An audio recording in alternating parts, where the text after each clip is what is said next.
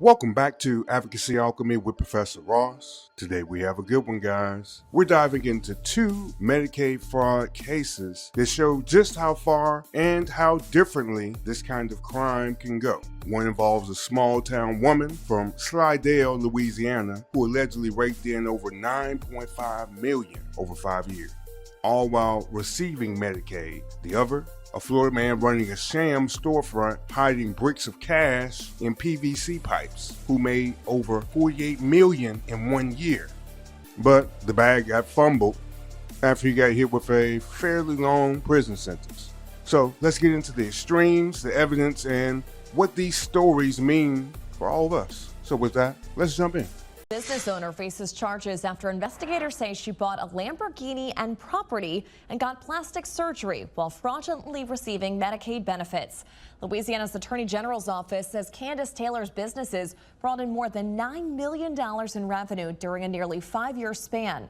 Investigators say at the same time she underreported her income under a fake name. Agents arrested the 35-year-old yesterday and booked her with government benefits fraud.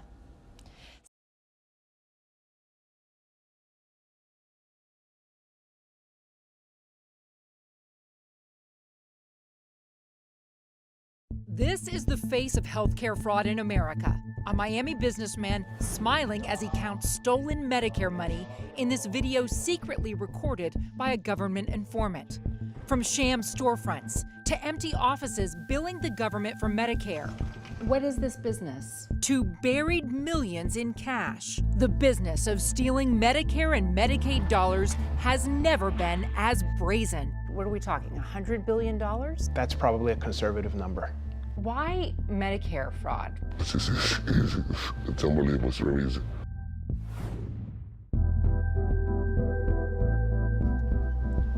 We're in South Florida today at the headquarters of the agents charged with investigating Medicare and Medicaid fraud. And today they're taking us on location to show us how those schemes work. Behind the steering wheel for this rare ride-along is Omar Perez Ibar, Florida's special agent in charge of the investigation. So, Omar, give me a sense of where you're taking me. So today we're going to head down south portion of Florida. He's one of some 450 special agents nationwide from the Office of Inspector General who fight a healthcare fraud battle every day. Annually, estimated Medicare and Medicaid fraud tops $100 billion. Around the world, it's known for its postcard-perfect beaches. But to federal investigators, Florida's famous for its fraud. Massive theft from the government's healthcare benefits, far more than anywhere else in the nation. We're going to head over to a durable medical equipment company, which unfortunately has been one of the lines of business that is really keeping us busy here. Durable medical equipment, DME. Think braces and wheelchairs. Fraudsters buy lists of patients and doctors so they can steal from the government. And with those two key pieces of information, it can sit at a place that is open Wi-Fi and just start submitting claims to Medicare. In South Florida alone, Perez Ibar says about 90% of the DME companies are fraudulent. He had two businesses here? He had two businesses set up here. So we're at 241 is what, but if you can notice, this is kind of the business. It looks so nondescript. It is, and that's purposeful. And they want to try to keep us off their trail. A storefront once used to bilk the government out of $48 million in a single year, run by the guy counting the money. He thought he was a CEO when in fact he was just a crook. His name is Jesus Garces. Back on the road, we head to the home where Garces stashed his stolen money. This is where agents, armed with a search warrant, say they made a startling discovery. Garces had hidden some $2.5 million in cash in 12 PVC pipes under his home. And where were the pipes? So he had buried them in the foundation of the home. There was a portion of the home that they were remodeling, and so he put the PVC pipes in the ground. Was it just loose cash stuffed into the pipes? They had saran wrapped them or packaged them. They almost looked like bricks of cocaine. So hand would go in, a pipe would come out. Hand would go in, a pipe would come out. And it really was, for us, an indication of how brazen this DME fraud is. Garces pled guilty to healthcare and wire fraud and was sentenced to 12.5 years in prison. Back at headquarters, Perez Ibar shows me how bold these healthcare schemes have become. The fraudsters here in South Florida are getting so brazen that even in our own building, they decided to set up a fraudulent DME company. So they don't even care that agents in charge of investigating this Medicare fraud are in the same building. They're in our face and we're just as brazen back. Okay, a key point to keep in mind, Miss Taylor's case is brand new. She just got arrested this week Monday, okay? So this case is long from being over unless she takes a plea, all right? So with that, let's jump into some of the laws involved, all right? And also we'll talk about the two bureaus that were involved here, all right? We heard about the Inspector General, and that's gonna deal with federal laws. And then you heard about the Louisiana Bureau of Investigation, the LBI. All right, they're going to deal with Louisiana laws, okay? So we don't know what laws are involved in Louisiana just yet, all right? But we can talk about potential. So let's move forward. First, Medicaid fraud, okay? This is defined as knowingly making false statements or misrepresentations to receive Medicaid benefits. Now, there's federal and state penalties depending on which government is going to bring the case. One of the key things is you can be charged by both.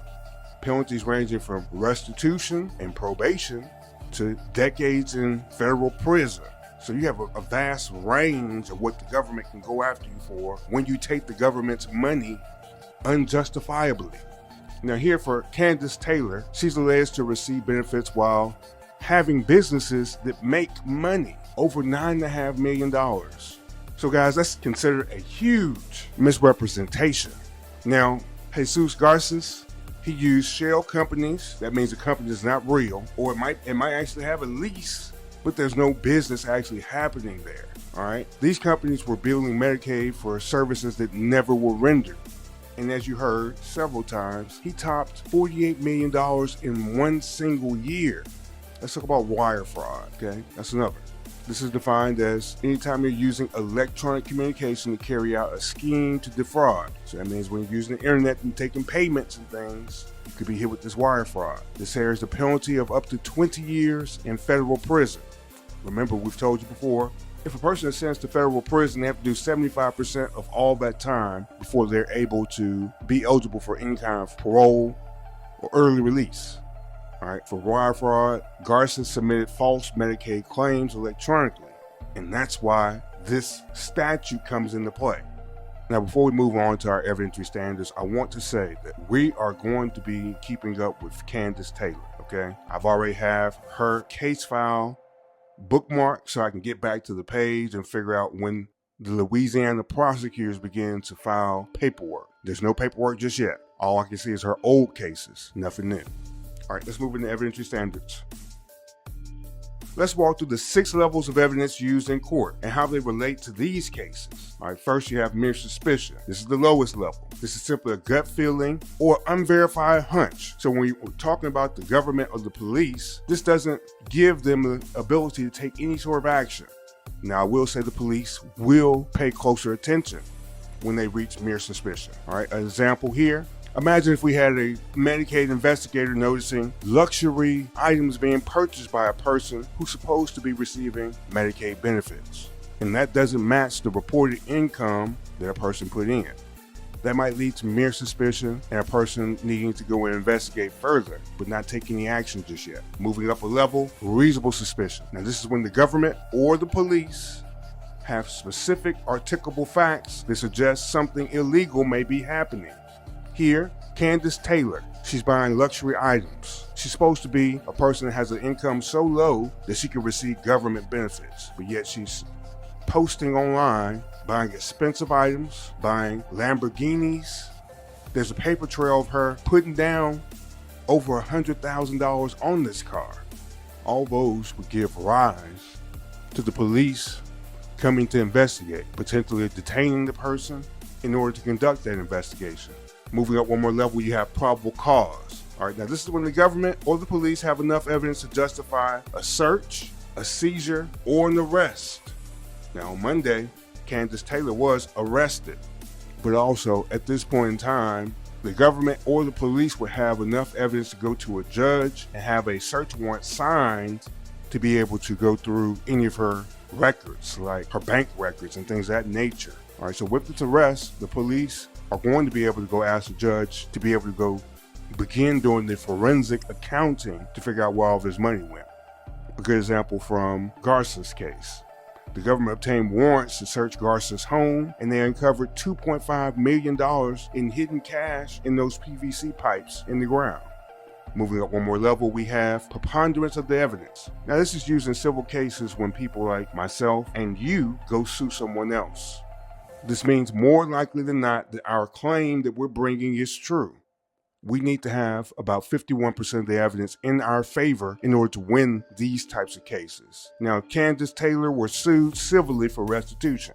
They'd only need to show that she likely lied on those forms. And what we understand what happened here is she applied one time and was denied. 2 years later, in millions of dollars of income later, she applies again saying that she only makes $2,000 a month.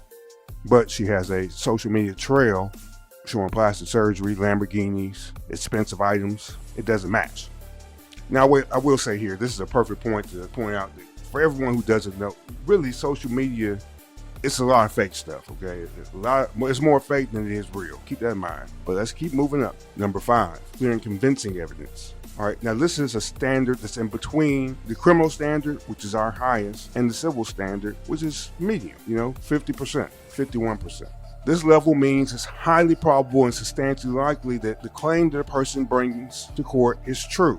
This standard is used when we have cases that require more information in order to prove your case. Really, cases like serious civil matters like fraud. Why? Because you're going to need more evidence like bank records, bank deposits, Medicaid filings. All those are going to be used in these types of cases. Here for Taylor, those types of evidence can be used if she's prosecuted civilly or administratively, okay? Because there's several different types of process where a person can get in trouble, okay? Now, administratively, which really could happen because you have to pay back this stuff sometimes. So sometimes it's a hearing, and then there also could be a criminal charge that comes later on, all right? Because these are agencies, all right? Medicaid is usually administered by your state's Department of Human Services, okay? You still have to file all this paperwork to get these unemployment benefits, all those types of benefits that the government is known to give out to people. All right, so there's an agency that's filing all that paperwork, okay? So they have their own process, and then you have the court process that would go to, well, in my home state, it's called circuit court, all right? But your first level of court where they have a record, where they keep a full record of what happens. All right, moving up to our highest standard, beyond a reasonable doubt. This is when there's no other logical explanation besides the defendant being guilty. This is used in each criminal case that we have in the United States. Prosecutors must meet this standard for each element of the crimes they bring. Now here, Garces pled guilty after there was just too much evidence to fight against. They have found hidden money in the ground, they have video evidence, and they have false building trails. So with that, he took a plea. But those are the same types of evidence that they would have used if they put him in front of a jury. All right, with that, let's move into our jury perspective. Let's say you're a juror on either of these two cases. You've been handed the financial records. On one side, we had a woman from rural Louisiana. Now, Slidell is not big, all right, making claims that she needs the additional benefits of the government. And this is all while living a lifestyle with Lamborghinis, cosmetic surgeries, and real estate purchases. No listed dependents, no business income really reported. Now, on the other hand, you have this guy from Miami, and he's treating Medicare as his personal ATM. So what would your intuition tell you? Would your gut say both deserve prison time? Or would you consider whether the scale of harm makes a difference?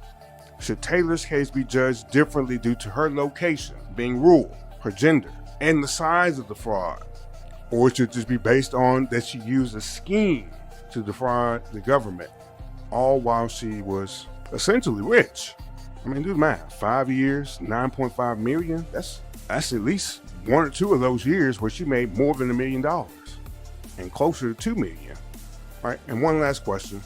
As a juror, what exactly do you do when, or at least on paper, luxury and poverty, the lines are blurred? Because, people can say anything on this paperwork. And apparently people do say any and everything on this paperwork. So with that, if you were on this jury, what would your verdict be for either one of these two people? Guilty or not guilty? Tell me below and tell me what your thoughts are. All right, so here's our lesson. Fraud happens in the shadows, whether in South Florida strip malls or quiet Louisiana neighborhoods. It doesn't always involve shell companies or bricks of money found in the foundation. Sometimes a few digital forms and a failure to report income is enough. But no matter how it happens, fraud undermines our trust, it drains the public resources, and steals from people who need it the most. So, with that, stay sharp, look at the numbers, and when something feels off, listen to your intuition. Please like, share, and subscribe. Remember, this is Advocacy Alchemy, and I am Professor Ross. I'll see you tomorrow. I hope everyone has a great Sunday. Relax before we go back to work tomorrow, and y'all have a great day. I'm so tired of these people stealing so much. Be sure to subscribe to Advocacy Alchemy and come back tomorrow at 8:45 for a new lecture.